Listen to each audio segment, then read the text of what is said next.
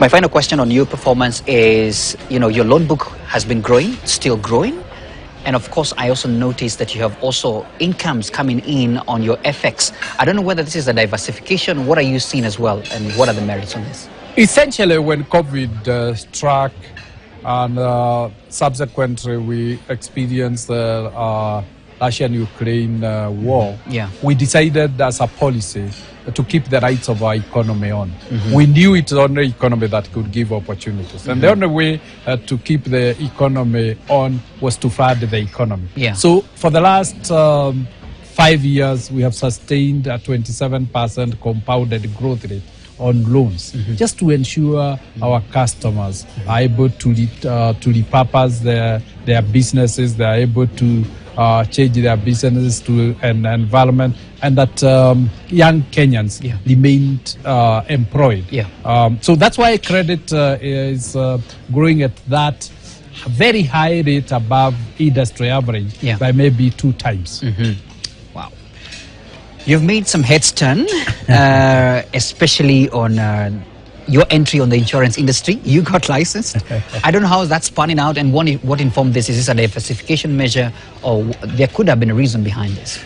Just before we go to insurance, let me also add on the question you had asked, non-funded income. Oh yeah, absolutely. Essentially, we realized that we needed to enhance the market for the Kenyans. So we became a champion of East African community.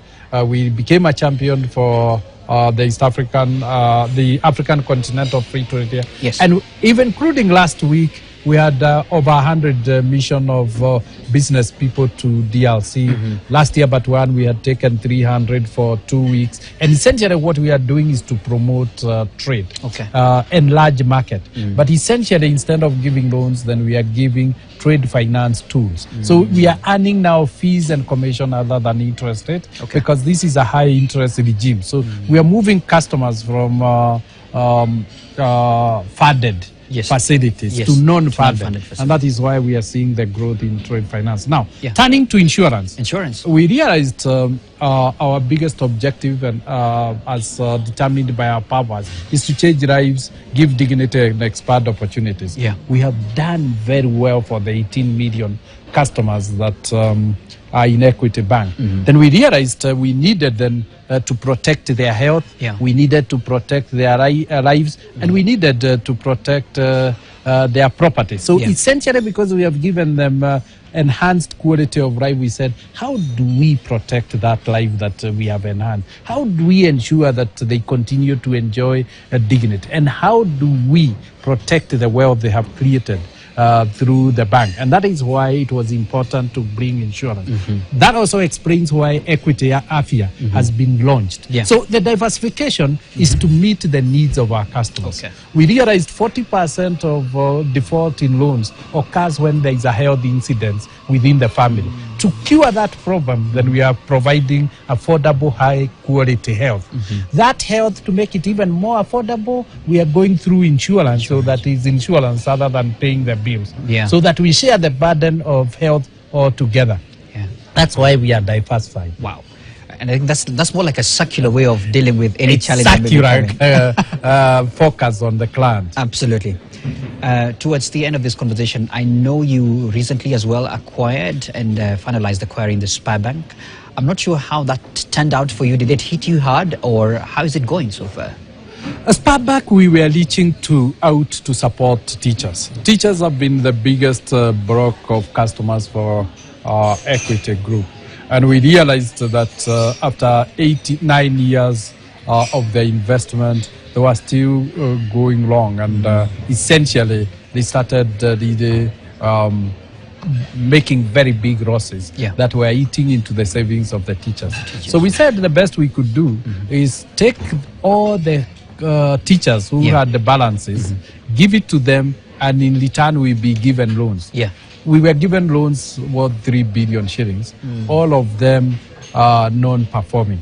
So we had a huge challenge, and if you look at our non-performing loans, surged up. It was surged up because of the 3 billion we deposited. But we felt it was easier for us to handle that than expose the teachers who had 1.5 billion shillings in their deposit that they could not get. So we provided relief to them as an expression of gratitude to them for the many years of support and as an affirmation to the Kenyans that we shall always stand with them when need arise. Wow. And thank you so much for that. At least there's some breadth to some of the people who are really concerned about that. Let's finally talk about your recent taking up of top-notch global experts. I saw you introducing them the other day, and I've seen some around as well today. What's informing this, and what are you looking at? As you are aware, I've read equity now for 32 years. Yes. And this is the 4th generation I'm bringing into the bank because every 10 years, Equity reinvents itself. Equity today is the largest company in terms of asset in East and Central Africa. The people who brought it here have done a commendable job. Now, Equity has globalized and has gone to challenging markets like DRC, and is likely to be bigger in DRC than Kenya by 2027. So we felt we needed highly experienced, highly exposed leaders who have done it before to navigate the next phase of the bank and to guarantee that customers' deposits remain safe, investors' wealth remains safe. So it is more of strengthening the capability, the competence to take the bank to the next level. Equity at 1.7 trillion shillings is 11% of the GDP of Kenya. So it requires to, like the way the countries are managed, we needed really strong hands to hold the institution together. Absolutely. And by the way, somebody told me when I told them I'm going to speak it to you, they said, we need to know, are they going to the Ethiopian market? I don't know. I don't know. What's your comment on that? We have a rep office in Ethiopia, so we have expressed our intention. Yes. It's a neighboring country. It's 100 million population. It's not fully banked. Inclusion is at low level. So it's a very attractive market. And we're waiting for regulations to be formulated. Okay. I know I didn't prepare you for this, but you seem unmovable. I'm not sorry. And you're quite bullish. And maybe this could be a tip for anybody who's watching in leadership. I don't know. What is this that keeps you going? Because you're relentless. I think what really keeps me going is the impact Equity has.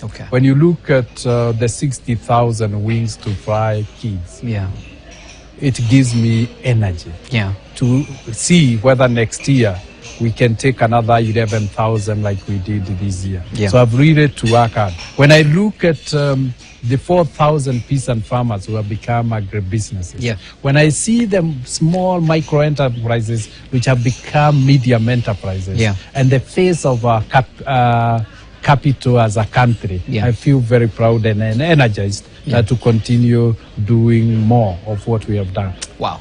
And for us here, we can only say keep going. Thank you very much. I have to give a final word for you to tell the shareholders who are watching. What is your final message for them, even on this particular day of your launch of sustainability? Please, to the camera. To our customers, we continue to extend an invitation to you that we are there to help you, to support you, to transform your business, to change your life, to expand opportunities, and to support your household. To the investors, we continue to count on you to grow this bank. We deeply appreciate the $2 billion that you have given us in terms of capital, and we commit that we will continue to do what we have done in the past, keep your capital safe, and to sweat it for a great returns. Thank you so much for your time. Thank you very much. Absolutely. There you have it. That's James Mwangi himself, the CEO and MD Equity Group Holdings. Very bullish and saying, you know what, we're not stopping. And of course, congratulations to the entire Equity team for their launch on the 2022 Sustainability Report. Thank you so much for your time once again. We'll leave you right now with the market.